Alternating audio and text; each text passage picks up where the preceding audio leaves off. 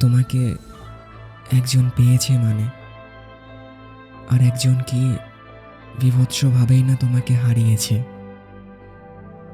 এই লেখাটা আমি কোথায় যেন দেখেছিলাম, সেখান থেকে আমি এটা কোনো মতেই ভুলে থাকতে পারছি না।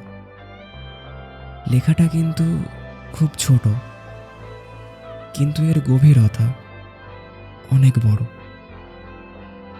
কেউ একজন কাউকে নিজের করে পাবার স্বপ্ন দেখে যাচ্ছে, অপেক্ষা করে যাচ্ছে, অথচ অন্য কেউ কোনো অপেক্ষা ছাড়াই, কোনো সাধনা ছাড়াই তাকে নিজের করে পেয়ে গেল।